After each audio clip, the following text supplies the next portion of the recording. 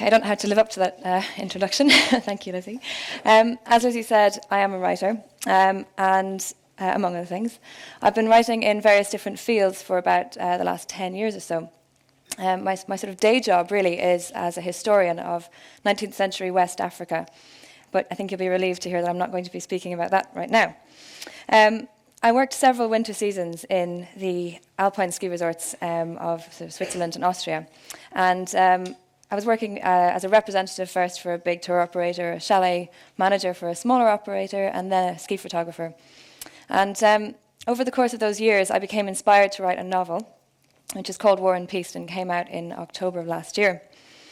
I think it's pretty common for early career authors like myself to describe ourselves as an author and as something else. In my case, as I say, historian, publisher, and photographer. What I would like to talk about today is how I believe that some of the things that also make me an author are things that exist in probably quite a lot of people here, and how tapping into some of those methods of thinking can open up new ways of innovation in all different kinds of career areas. So, what does this mean? It means mentally learning how to write the stories of the people who our work relates to and the spaces they inhabit. It's not necessarily creativity for creativity's sake. It's actually something a little deeper, more analytical of human behavior. First of all, there are two things that I think are pretty universal to novelists. One is a really deep fascination with people. You have to have a really deep fascination with people. I mean, the kind that gets you into trouble with yourself, with other people.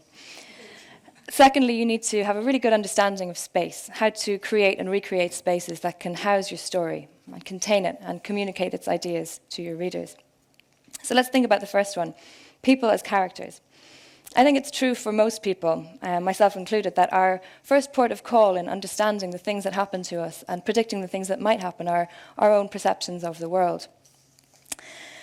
I think it's particularly true for novelists, except that we aren't necessarily thinking about the things that are always happening to us, so much as the things that we want to make happen within the context of our stories.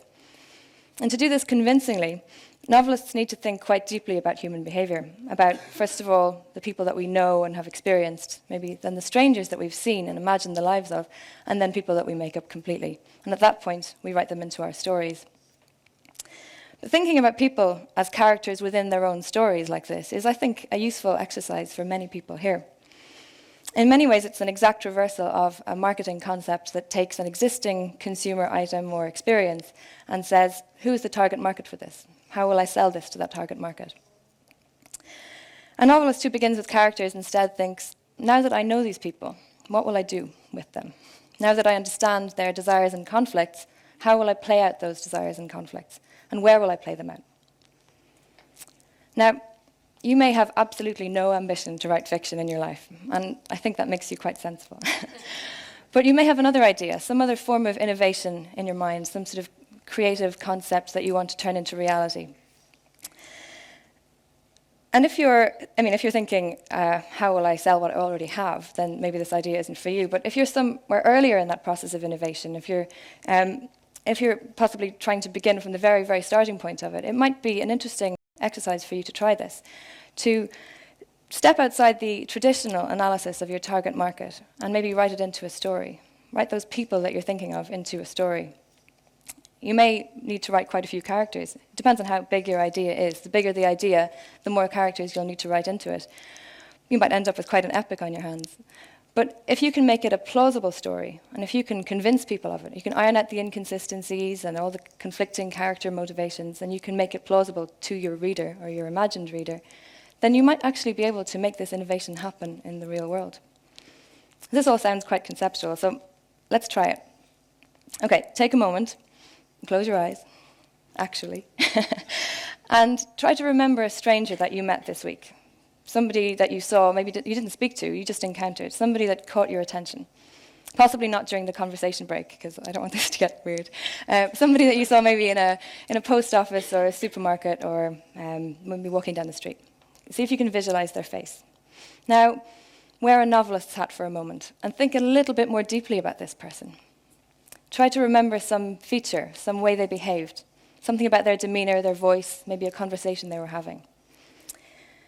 Now, in your mind's eye, follow this person to a restaurant. Can you see them sitting there? They're meeting a friend for lunch, they're reading the menu, they're sipping their favorite drink. Can you see the decor, the lighting? Can you see the other patrons? Can you smell the food that might be on offer in this restaurant? Okay, now take off your novelist's hat. You're not a novelist anymore. You're an aspiring restaurateur. And you're looking for the next great restaurant concept. And this person was the person that you had originally identified as your ideal target market. What restaurant have you just built for this person? Because this is the second part of the storyteller's task, to create a space that can house your story and to make it plausible.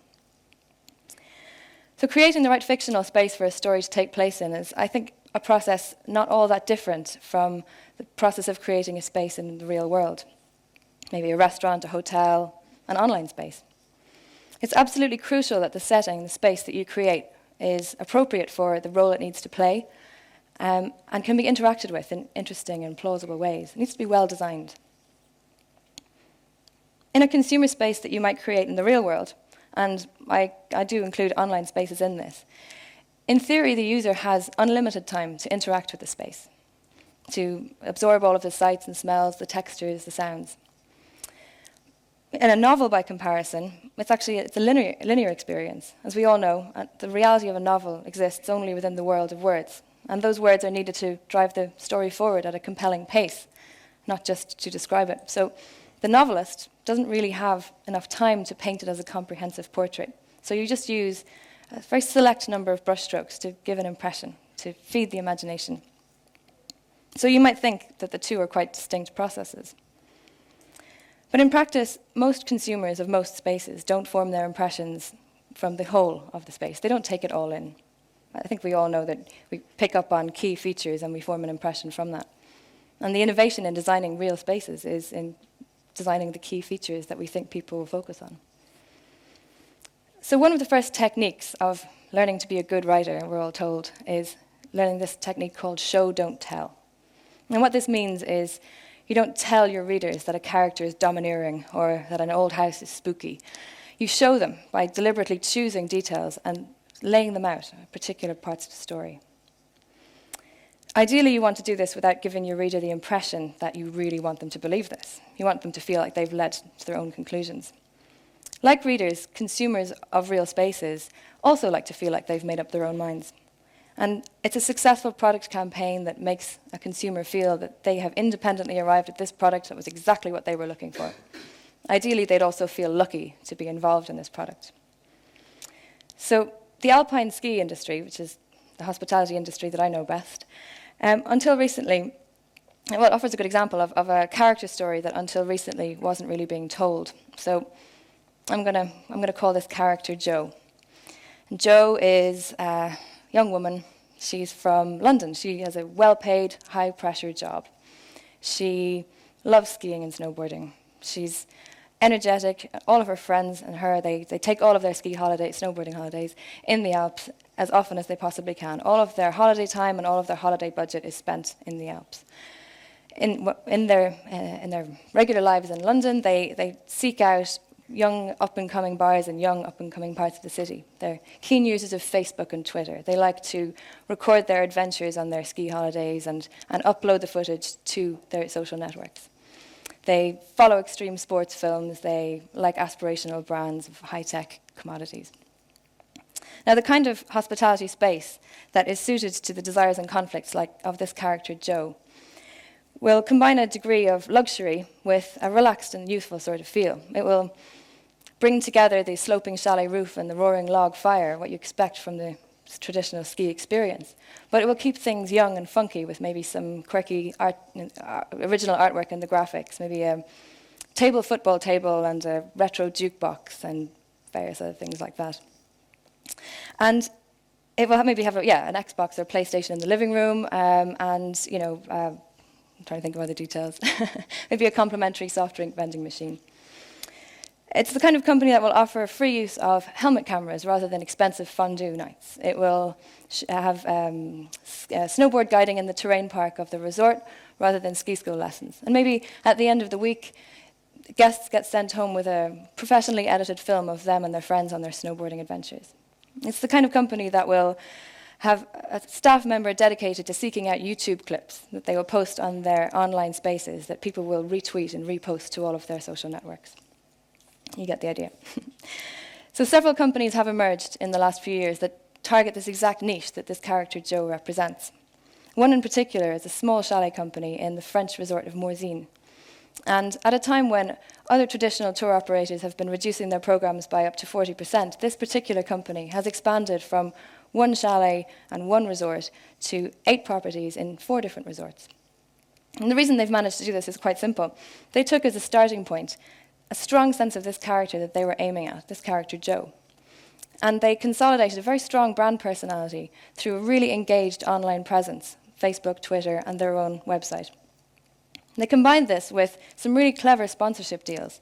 They took the brands Xbox, Burton Snowboards, Red Bull, and a few others, and they formed a sponsorship deal that actually placed these products within their own chalets with a very clear sponsorship arrangement, linking their chalets with these brands that people like Joe most admire.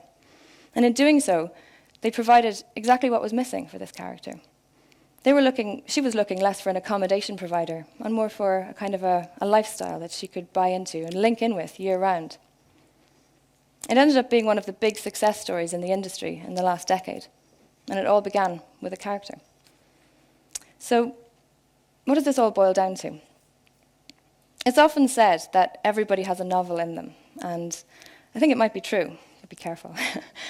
But I think what this saying really, really means, what it really refers to, is that at some point, many, many people glimpse in their own lives and their own experiences and their own extraordinary ideas that come every now and then, the really interesting and unique human story.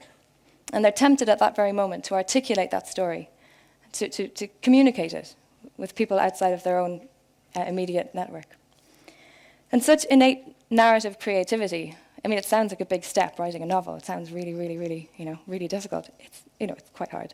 But it's not that difficult, and it's not as creative or as unattainable as it sounds. And that innate creativity is something that a lot of people think they don't have, because their real job is so different to that of a professional storyteller. So I think it's in recognizing that we all have this ability to articulate and write our stories and experiences that I think we can tap into that and apply it to our various searches for innovation, beginning with the spaces that we know, the people who inhabit them, and the spaces that we aspire to create.